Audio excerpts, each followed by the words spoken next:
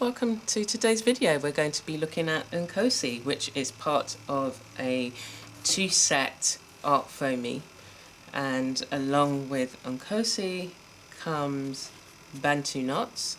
So in today's video we're going to be focusing on Nkosi, and so the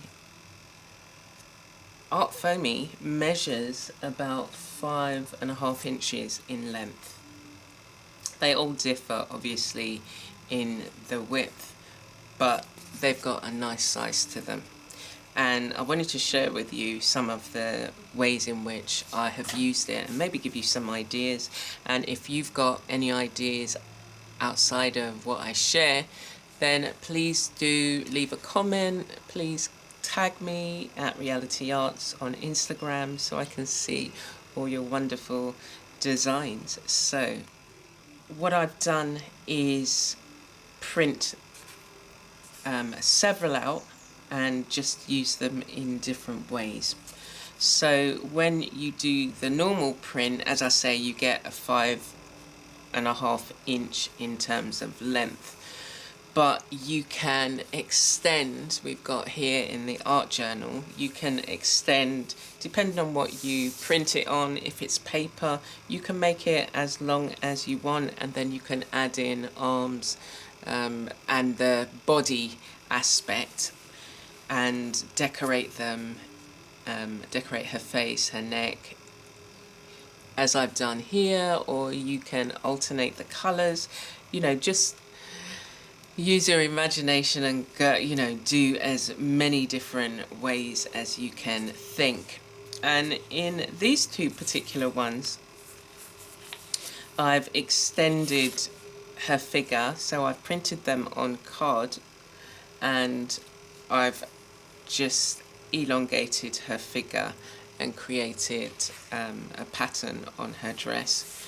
And in this one I have included just some arms and then doodled and done lots of pattern over it. So you can print these designs on a painted surface and then cut them out and then add whatever other elements that you like. And on her face and the headdress I used water colour paints. On this one I've just gone up to the base of her neck and I've coloured this in alcohol markers. And as I say, you can use watercolours, acrylics, whatever you want, and or lay down like we've got here on the page. I could have stamped this on the page, but I had cut it out and then added it.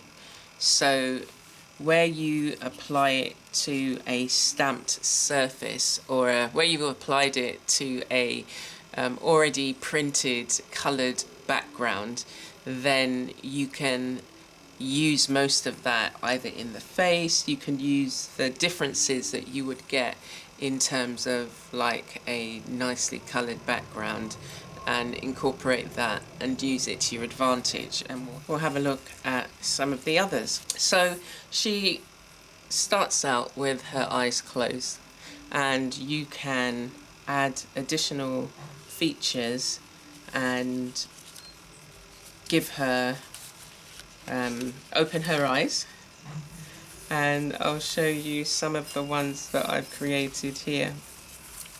So we've got her eyes looking in different directions, and again this is the example I wanted to share with you. This is a paper that has got a music sheet, and it's like a vintage background, and I've stamped it on the paper and you can see the music images in the background there and on her figure, and then I went on top and coloured it in. Now I could go in and then do the headdress and aspects of her neck just to make them different, and we've got the same in this one. This was it had flowers in the background, and I've use that as the colour for her face and neck, and we've got the dress here. And again, I could go back in and add additional colours, and this was just painted with alcohol markers and metallic paint. And these ones are just additional ones that I hadn't necessarily finished, but I wanted to open the eyes and just doodle and play, and that's where you're going to find what is it you really like in terms of the look, and how you can get different looks with this one stamp. Okay, so let's have a look at some more. So again, with this, I decided I wanted to alter the head wrap and create a different look. And so I shortened it